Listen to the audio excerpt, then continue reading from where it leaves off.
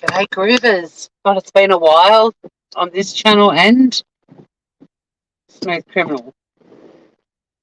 I'm very excited. I'm going down to the beach for my first beach walk. I saw my physio this afternoon, and I said, "Can I please go for a beach walk? It's my antidepressant, and with all the things going on at the moment, I really need or I miss my beach walks. That's the place where everything comes together for me." And anyway, we're going to the quiet beach, the flat little beach, because you'll probably pick it up maybe, but there's a lot of smoke in the area. I was hoping it wasn't going to be as bad on this side, but it is. There's a bushfire happening. Um, they're still trying to control it, but it's not as close as it seems, even though we're getting all the smoke. In a town called Campania, which is probably about a 30-minute drive from here, there's an ugly couch on the side of the road to the left. Not a recliner, but close. And the smoke has been getting thicker as the day has gone on. And my side, my beach, the beach I live on, not the beach I own, the smoke was pretty bad. So I thought I'd come on this side in the off chance it was missing it. But it's pretty bad on this side too. But look, I don't care. But it absolutely stinks. Like, the smell of bushfire is very heavy in the air. Hopefully they can contain it, because we've been having the most beautiful weather, but being autumn, and all the leaves falling, and there's probably a lot of fuel. So yeah, I'm going down to the beach to have a little walk and see where I've been coming while my knee's been preventing me from.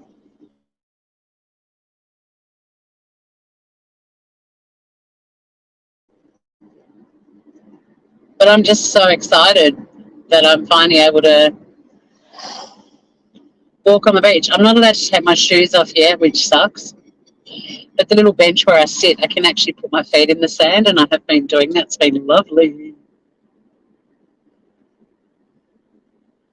But for actually walking on the beach, I have to A, take it pretty slowly, and B, wear shoes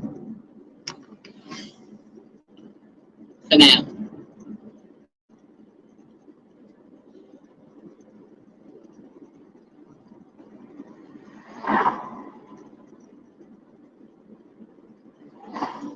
It's a weird time of the day to go live too. I'm pretty sure when I've been live at this time before, it's Bristol. You're up in the middle of the night. Hang on. Oh no, a sick puppy. Oh, that's so stressful. So stressful. I hope it all works out. You poor thing.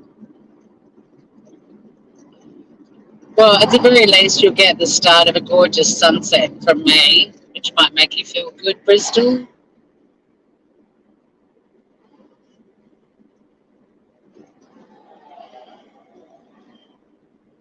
Um, yeah, having a sick pet is, for me, it's when you really wish they could speak and tell you what's going on.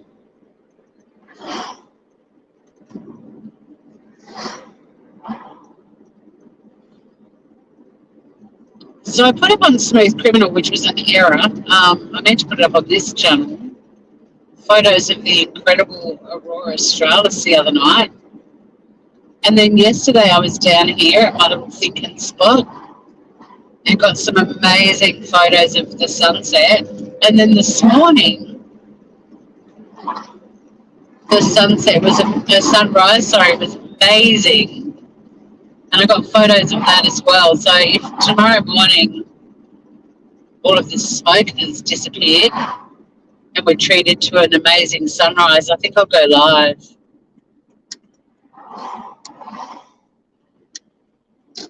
So we can all watch the sun come up together. Oh, you've got a vet appointment today. Yeah, fingers crossed. They do amazing things these days, vets. So, but it's terribly stressful.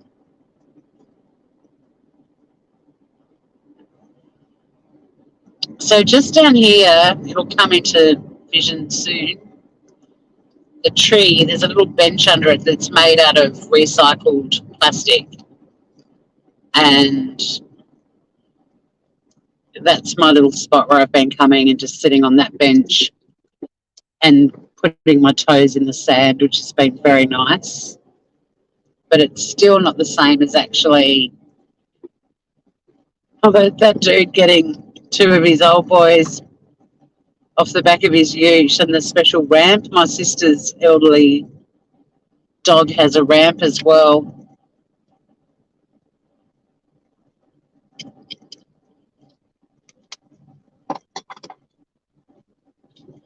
But many of you know this is my little thinking spot, one of them. And we'll be treated to some pretty gorgeous colours. But there's, because you guys are getting a panoramic view, you're probably not sensing how thick the smoke is, but it's pretty bad. There's a lot.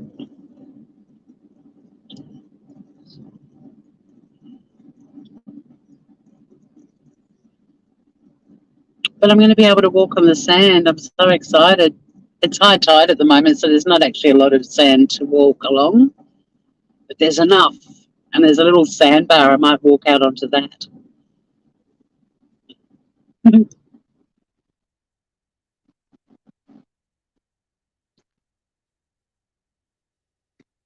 I'm a tiny bit bummed I still can't go bare feet, but you know what? That will come.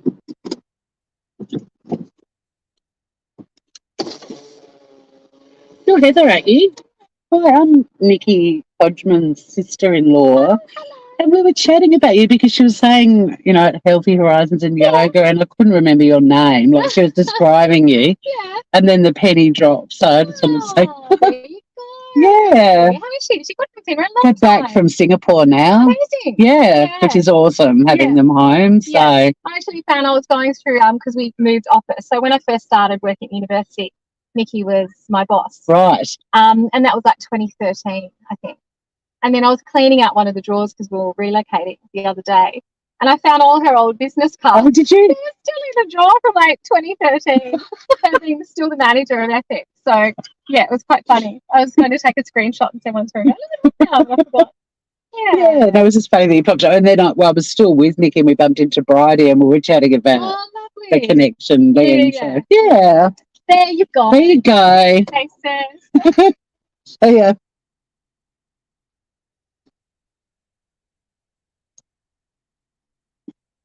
It's my old yoga instructor. Totally put all my information out there just then, but I don't care. I didn't dox myself. Holy hell, I'm so tired of people using the word doxed and doxing inappropriately on YouTube. Like if you say, like with me, I'm obviously in Tasmania, you can tell that from my channel. And even so, like I'm putting that info out there. I'm not doxing myself. To be a dox, there has to be malicious intent. I'm not maliciously telling people I'm living in Tasmania. Doxing is when somebody else puts your information out there with malicious intent. No one's chatting. I had a few more people and then it dropped down to 2. I don't know whether I'll stay live. I might just enjoy the beach walk. Got my cuppa. Although the sunset is very pretty here, so if anyone does, I'll stay live just in case somebody wants to join the sunset watching, I guess. And there's a little group of girls and small children that are all packing up. No, it's okay, Bristol. I love that you're here. Oh, it's Ollie. I had a pusscat called Ollie, for 16 years before Biscuit and Sunny. Great name. Great name. It means peace.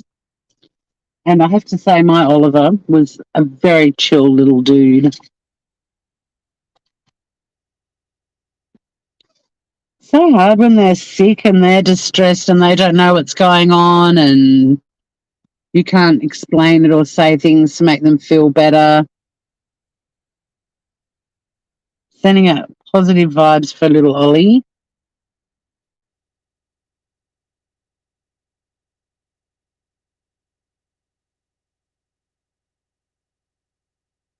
We might even watch the sunset.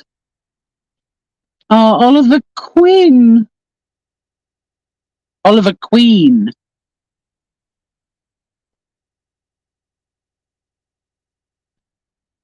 My name, Oliver, was Oliver Monaro, and Oliver Monaro, fat bum, actually. Monaro's odd. Prior to Ollie, I had a housemate who had a cat called Portia, but it was Portia as in the Shakespearean character, like Portia, not or like Portia de Rossi, Ellen DeGeneres'. Was it just Portia Rossi? Anywho, not Portia is in the car, but my dickhead boyfriend, when I got Oliver, he and I got together while I still had Portia. Oh, yeah, so my housemate got a really amazing scholarship to go to the UK. So she left and I took over looking after Portia for about 9 months while she was on this scholarship. And then she came back and got Portia. But anyway, long story. So Jason, my boyfriend at the time, he always said, why would you name your cat after a car? And I was like, well, it's not. She's not. She's named after a Shakespearean character. But because of that, he said, well, this boy, we're going to call him Monaro, another car, basically. And I refused. But I got Ollie around the time the movie, now I've forgotten what it's called. It's a Steve Martin movie. There's heaps of kids in the family. And one of them is played by Tom Hulce, who played Amadeus. And he's a bit of a rebellious, bad dude, kind of. He's the black sheep of the family, so to speak. And he has had a baby with a girl, but he's got the baby, and the baby's name is Peace. And I kept thinking, oh, I might call my next pet Peace just because this movie's hilarious. Oh, what is that movie called? Anywho, Jason didn't like Peace. And look, to be honest, I'm glad I didn't call Oliver Peace. So then we heard hey, Kylie, someone said, let your cat choose their name. So we put in a jar, we put names that we liked over the following week, and then we reduced it to 3. And the list was Monaro, because Jason wouldn't budge on that. Peace, weirdly, still was in the list. And Oliver was my other choice. And then we did a pendulum thing, like we got a pendant and put it in front of Ollie and said each name. And I swear to God, for Peace and for Monaro, the little pendant didn't move at all. But then when we said Oliver, it started swinging. So we named him Oliver, and Oliver means peace.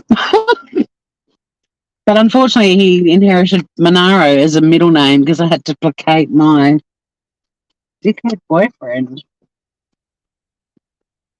Okay, I've got a bracket. Aussie Tad. You had a grand dog named Ollivander.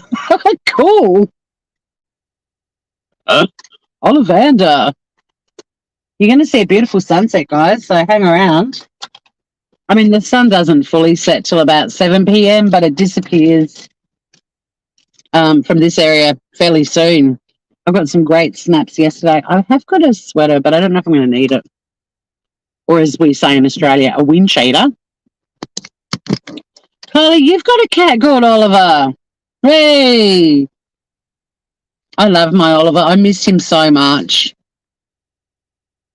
16 years I had that beautiful boy. All right. It's really funny too because 2 of my friends ended up naming their sons Oliver. after my Oliver. Well, no, I mean they didn't sort of go, "Oh, we're going to name our sons after a cat," but they chose the name Oliver because of my Oliver. All right, let's go for a little stroll. I can't believe I'm finally getting to walk on the beach. But I'm still in my bike shorts from when I saw the physio, which is embarrassing. Yes.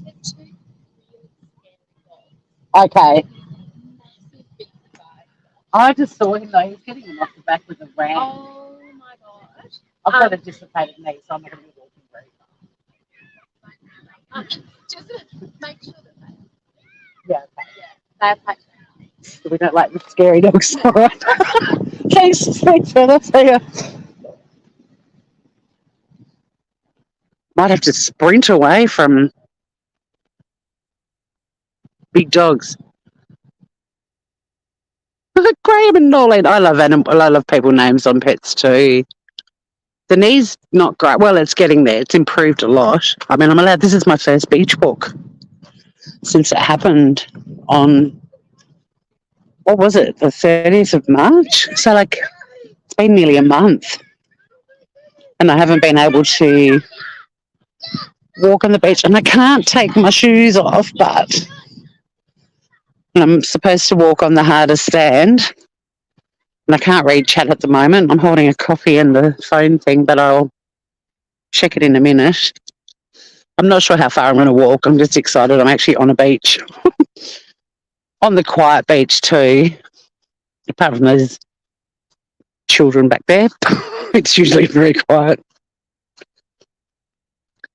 So yeah, this is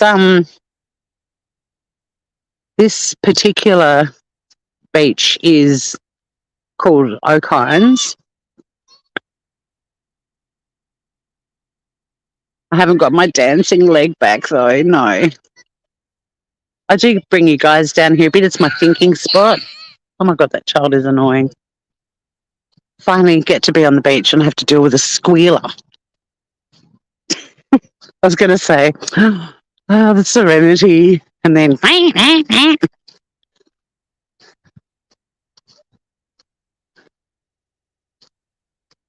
it's all right, we're walking away. The squealing is still happening, but it's diminished significantly. It's pretty stunning down here. The smoke is very thick, though. I don't know if you guys will be able to tell how thick it is because you get the panoramic view. It's not as thick as it is around my side, and the only reason I didn't go to the beach where I live is because the tide was still pretty high, but also the smoke was really thick. I was hoping it wouldn't be as bad around here. It's not as bad, but it's worse than I thought it would be. But this is a great little beach. That yoga instructor of mine warned me there were two big scary dogs down here, but I can't see them. I don't have problems with big dogs. I know just to put my hand out so they can suss out who I am, and I'm certainly not in a position to run if I need to. We're going out on this little sandbar, guys.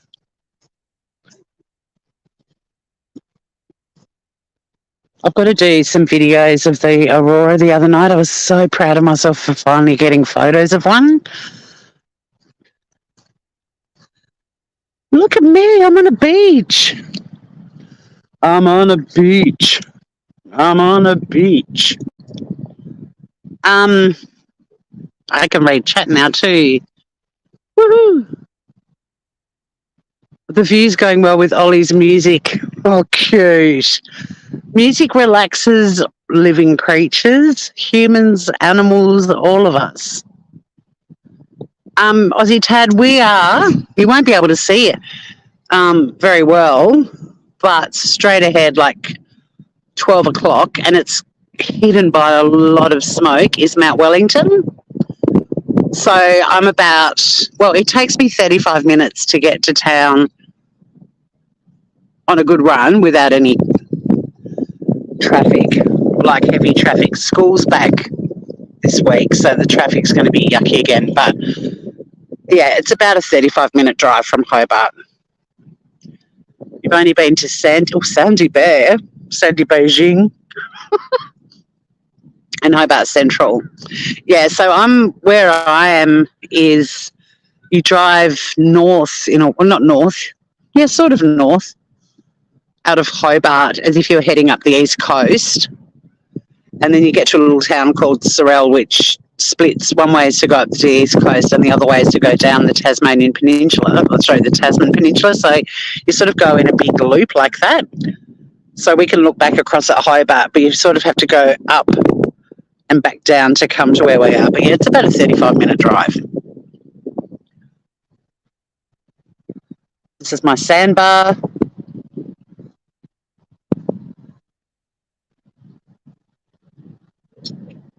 For the moment, sandbar where I stand, little boathouses.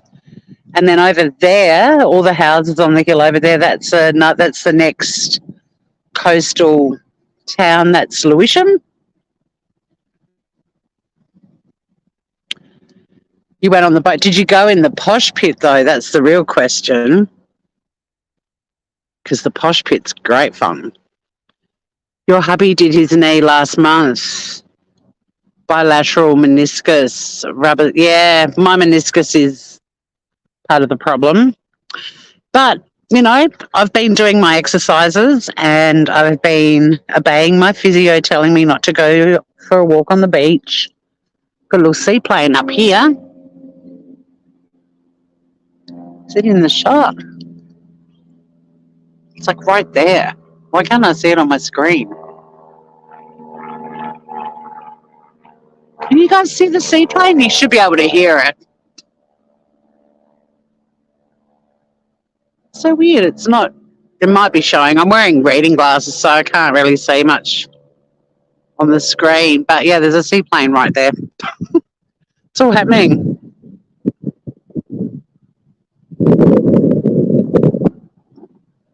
Oh, you don't eat or drink wanky food. Okay, fair call.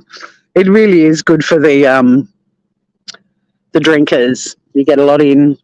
And then you do the 99 steps up to Mona, and because you've had a couple of glasses of champagne, you get very tipsy.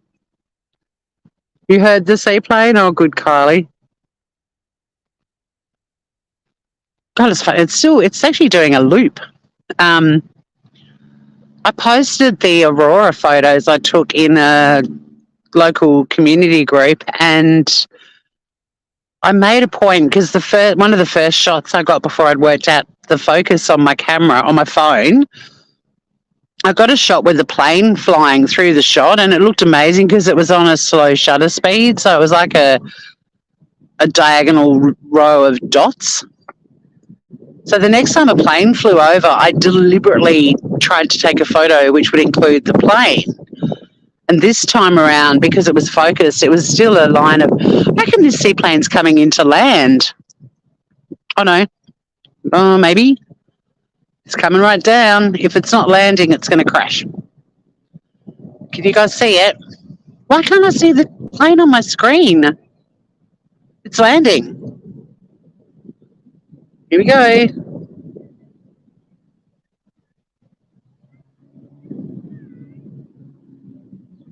And she's landed. And now she's turning into a boat. Did you hear that, guys? There's 2 kayakers out there as well.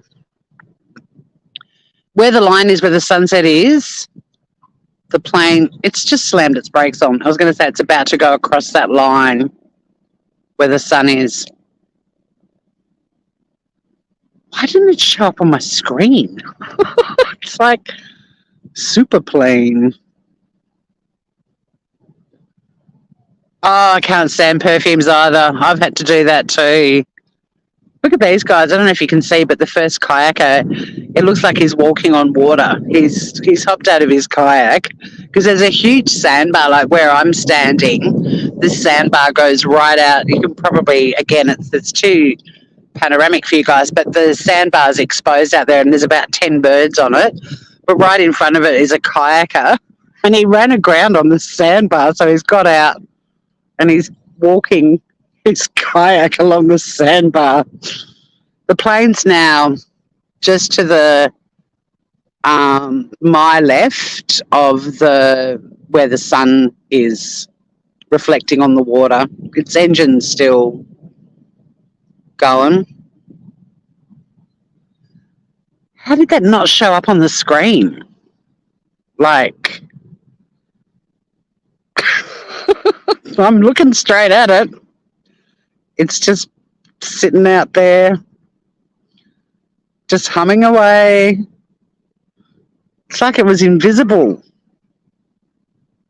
I'm going to have to rewatch this footage because I made a point of pointing my camera straight at it, and it could be my bad eyes. It's so weird. Isn't this pretty down here, though? I got gorgeous photos down here last night. Ooh. So here are the kayakers. The second one's now hopped out as well because of the sandbar. But it just looks like people are walking on water. I don't know if you can see them. It's panoramic view, so annoying. I mean, it's beautiful, but anything close up, you guys just aren't getting it. And these two people seriously look like they've got stumpy legs and they're walking on water. The ghost plane. Well, the plane's just turned its engine off. How cool is that? I might just take the seaplane for a spin. Head down to that. So straight ahead. And again, I mean, it's not, well, when the water's at low tide, you can almost walk over to that land and it's not that far. I mean, it looks, it's just Jesus. You know, sneak another shot of the two kayakers. One guy's not that far away from me.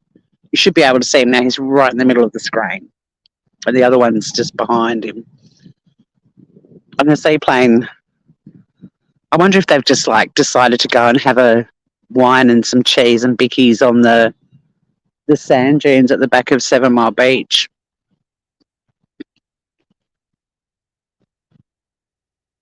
$20,000 people will tune in to watch drama channels bitching about each other. I show a sunset. And I'm a bit, well, I'm not cold, but there's, you know, the sea breeze is kicking in. I'm standing on a sandbar with a munted kneecap. Jesus is bringing his kayak into shore on the sandbar. Can you see him now? And there's his buddy. They're walking on water. I've showed you a seaplane. We've got this amazing scenery.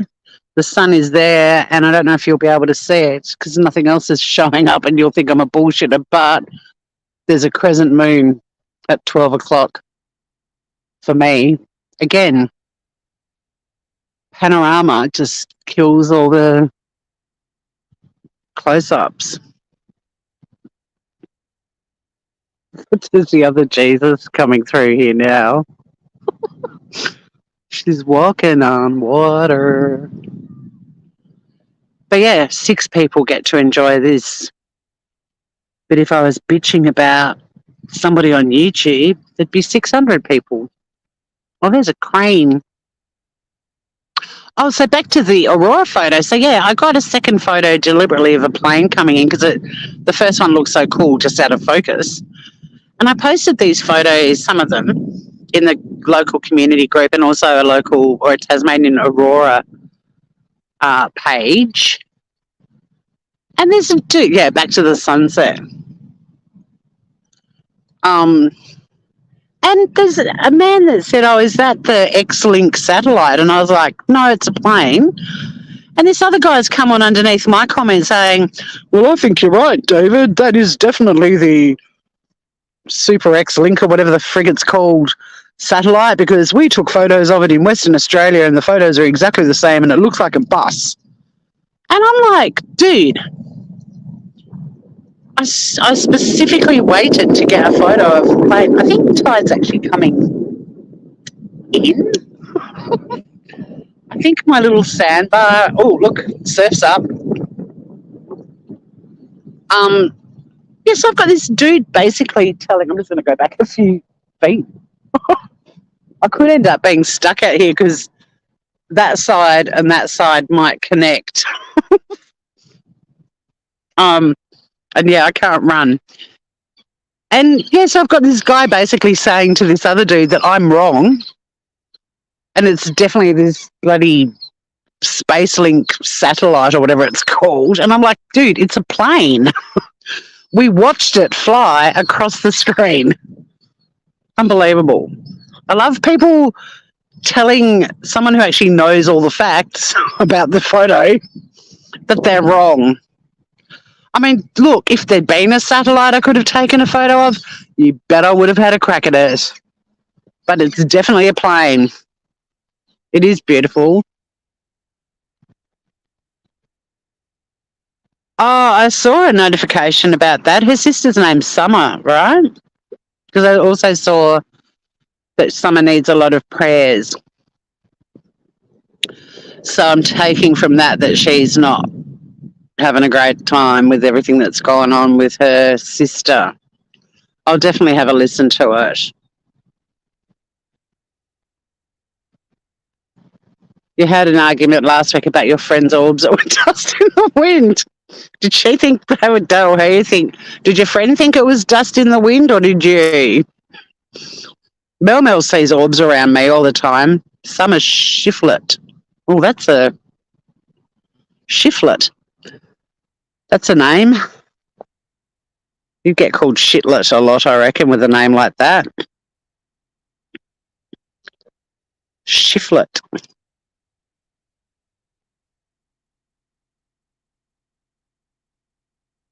And all of the... It's amazing, isn't it? Like, I've had so much on outside of... I haven't really had a lot of opportunities to YouTube, although I think Finn and I are doing batshit tonight. Had a really lovely Anzac Day yesterday with the dawn service and spending time with some beautiful people, and I made Yotam Ottolenghi's version of Anzacs, which everyone's like, you can't do them, they're sacrilege, they're not the CWA originals. And it's like, yeah, but they're better. I mean, don't get me wrong, I love an Anzac, but for me, crunchy on the outside, soft in the middle, or chewy in the middle, perfecto. Plus, I didn't have any golden syrup, but I did have honey, and Yotam does honey, not golden syrup. Plus, he throws in shredded coconut and raisins, but I don't chuck in the raisins. I chuck in craisins.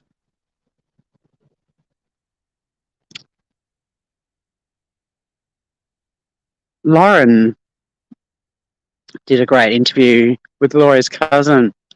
I don't know, Lauren. I'm not following it. I mean, I'm aware of the story. It's horrific.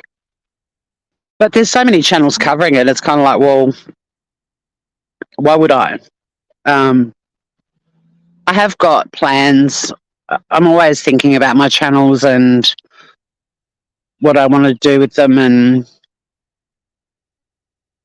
I've got a couple of angles that I really want to focus on Smooth Criminal. And there are some trials that I still want to follow, especially Idaho 4. But I kind of feel that there's enough channels covering that one. And there's also so many Australian cases. Oh, I've talked about Victoria Cafaso a lot on my channel. She's a cold case in Tasmania.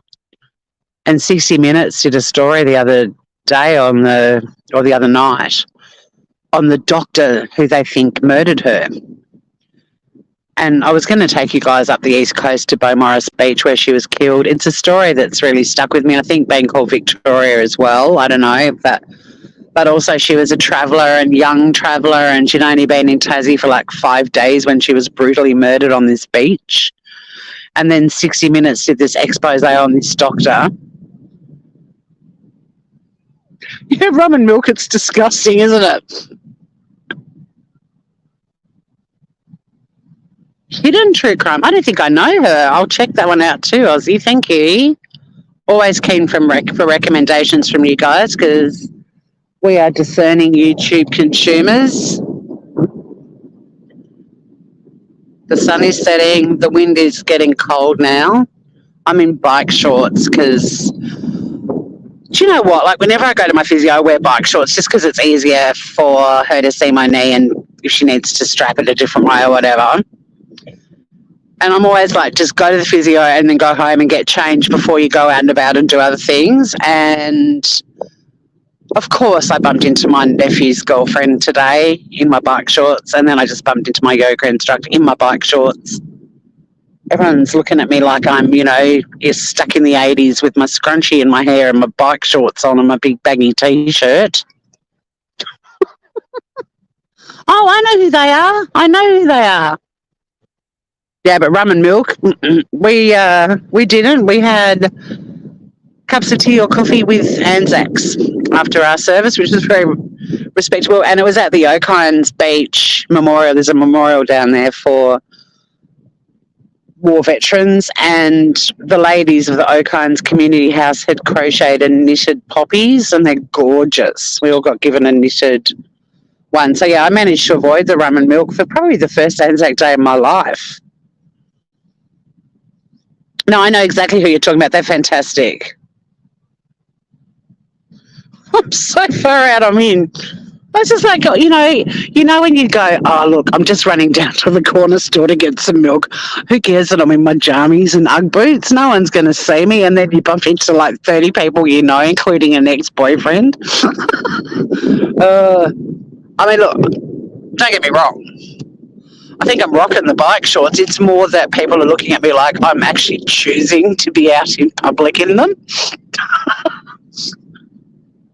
They're very comfy too, but, they're my, I love Abby and Joseph yoga wear, and they're Abby and Joseph, and they're yummy. They're beautiful. And they've got pockets, even being leggings and buck shorts. I mean, hello.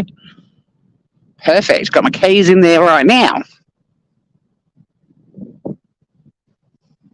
But it's just more when I go, out and I'm all dressed up and looking amazing, in my view, as amazing as I can look. I don't bump into anyone I know. But, unwashed hair, pajamas, Ugg boots, just to go and grab a carton of milk. And, yeah, I'll bump into my ex for sure. Oh, the universe is a prick. But the sun is disappearing now behind the pine trees on the back of 7 Mile Beach. Sunset's still a while away yet, but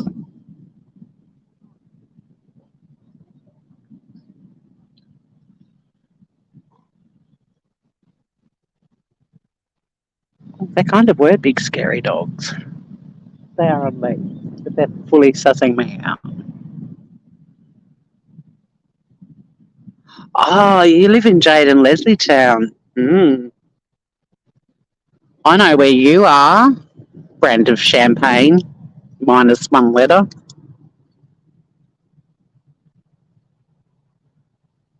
You can't wear your Uggies in public or townsfolk will send you... Really? No. Come on. That's ridiculous. Hey, Casper, how are you, mate? Well, I'm as well as I can be with a dislocated knee and a leak in my house that's being assessed on Monday, so I still don't actually know the damage yet or the scope of works or even if my insurer is going to cover it. But other than that,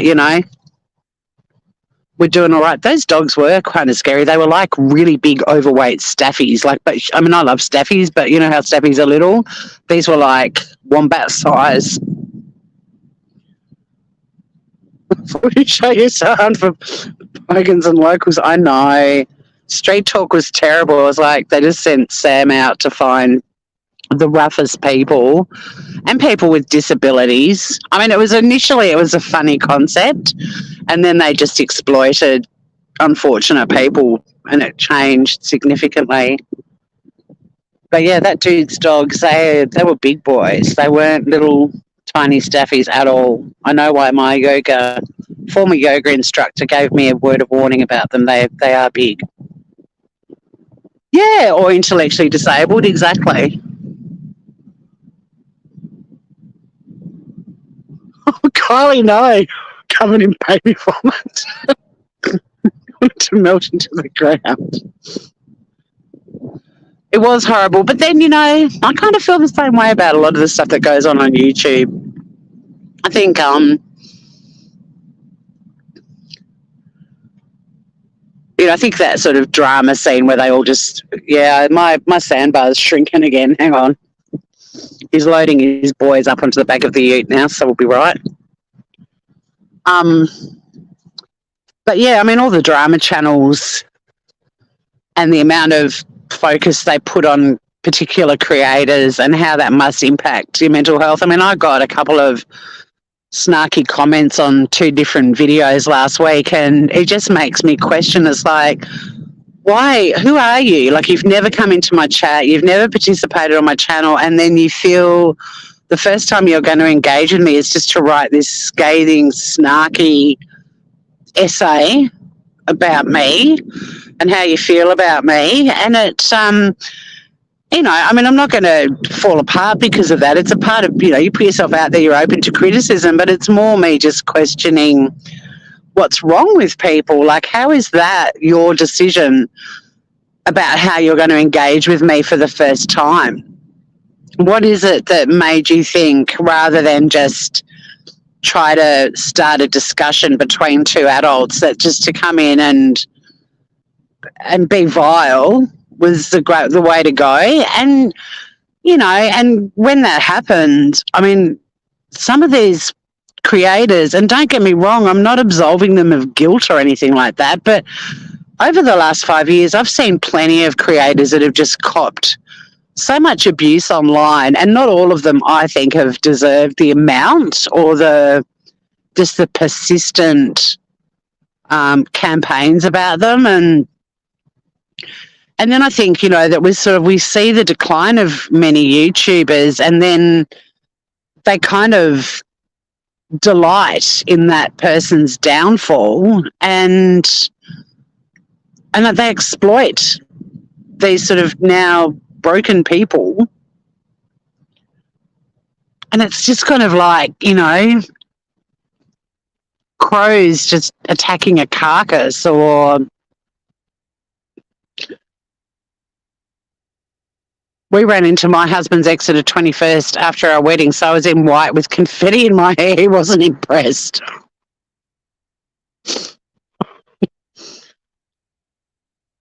And it just sort of, as a consumer and observer on YouTube, it's sort of like, well, I'm actually disconnecting from that entire crowd, because as much as I've enjoyed outing the death vultures and how they might potentially impact how their activities might potentially impact the course of justice, the fact is that they haven't, per se. I mean, if they have, I'm going to cover them.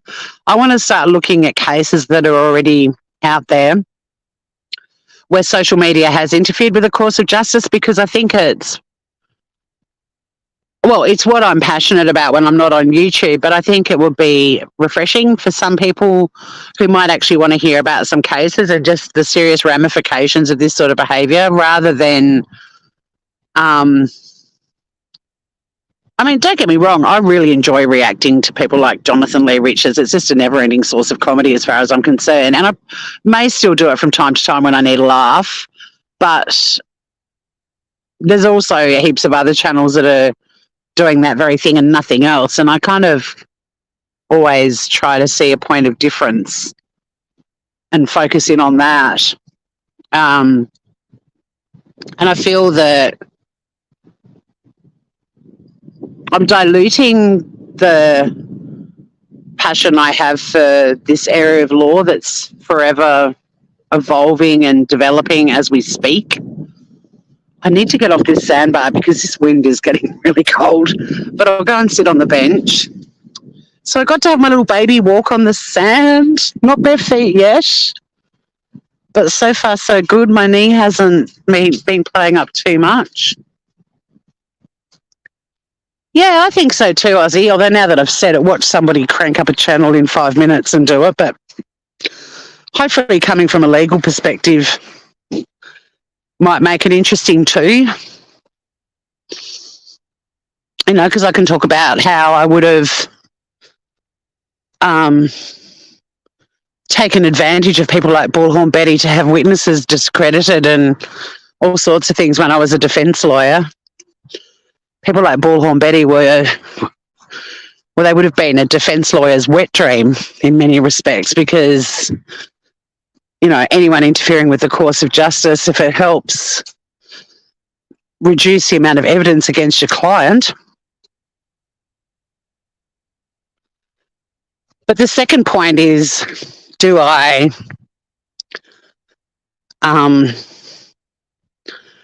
well, I was going to ask, do I change my channel name or do I keep Smooth Criminal Podcast and then I just have a name for that series? And I've already got the name I want to use. And hone in on it because I've been doing a lot of research. I've been writing lots of notes for lots of different shows. And I've also got my other channel that I want to start. But I think I really just need to focus in on Smooth Criminal for now. And this channel, I've got a lot of Tasmanian content that I should be uploading here. I love this. Provided to the community by John and Carol Chapman and Sorrel Council. And then somewhere else on here it says, oh, where's it gone? But you can see just there the little recycling symbol, but there used to be a little sign that explains how it's made from 100% recycled plastics.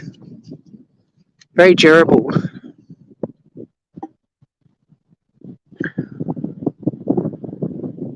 Yeah, I think so too. Because there's so many, so many versions of the song, and that's why I had podcast on the end of it.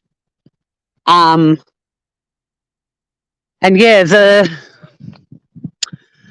name I've got I really like, and I think it will be quite catchy once people realise what it's about. And then if I keep uploading the podcast, well, the podcast is called Smooth Criminal, so those episodes will be uploaded.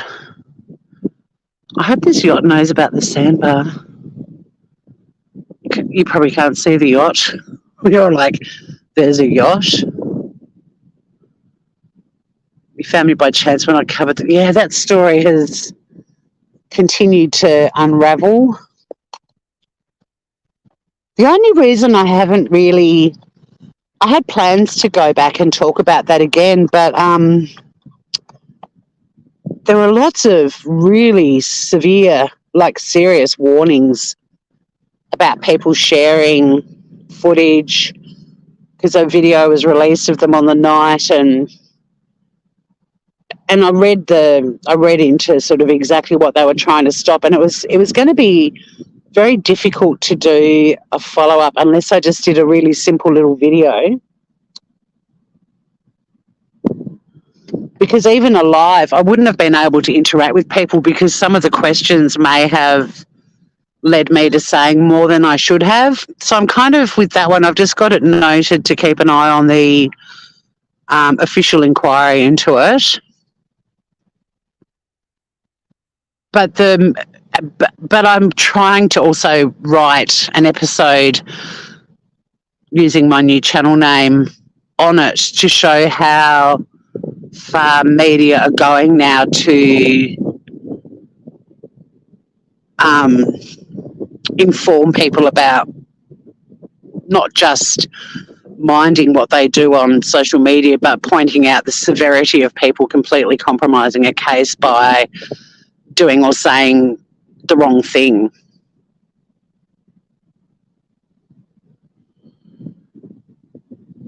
That one's a very hotbed of trouble, and even when I have a small audience, my audience is very chatty and interested, and I love that, and it will be very difficult for me to cover it in a live, I think. It is. It's definitely getting harder. The seaplane's taking off. Can you hear it?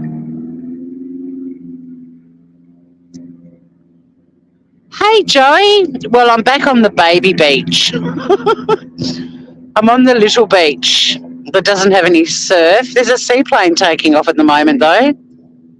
And the sun. Look at the sunset. Can you guys at least hear it? It's now come into sight for me, and it's taking off. Will you be able to see it? I'm trying to get it to the very left of the screen.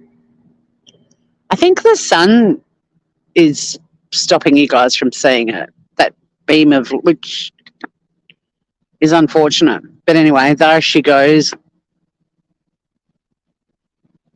And thankfully this yacht in here, which you probably can't see either again because of the light on the screen, but they were sailing incredibly close to the sandbar, and I was thinking this could be unfortunate.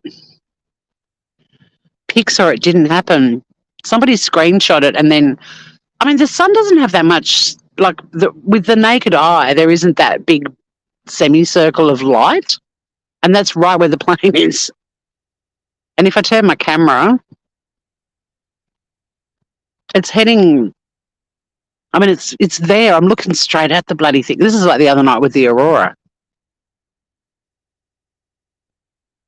But you heard it, right? I couldn't impersonate a seaplane taking off and landing. I'm not that skilled. I mean, it's a mere speck in the sky now, but I can still see it. It's over the pine trees of 7 Mile Beach. You've just got this whopping great ball of light blocking your view. It's actually quite pretty at the moment. Where it's flying, there's stripy clouds, and they're really dark with alternate orange streaks, and it's flying through an orange streak at the moment. It looks gorgeous. It's completely gone now, though. It's behind a pine tree. Oh, it just came through the middle of 2 pine trees, but yeah, it's a long way away. It was pretty cool. Pixar, it didn't happen. Cruel. Anyway, I'm going to wrap this up. Thanks for the feedback too, Aussie Ted, because it's stuff I've been thinking about. And yeah, I've got a really cool name, I think, for the channel. And I'm going to be going through specific cases where social media has interfered with the course of justice and trials. So I appreciate that feedback. And yeah, I'll just keep uploading Smooth Criminal podcast episodes. And I've got to get some branding done. And as soon as that's done, we'll be on our merry way. And it'll cover things like the Frankie Recheck lawsuit against Armchair Detective. It'll cover all of that sort of stuff. So I'm really looking forward to that. And then if I do decide to, you know, follow a case or whatever, then that will be in the subject on the channel. It'll be explaining that I'm doing a case.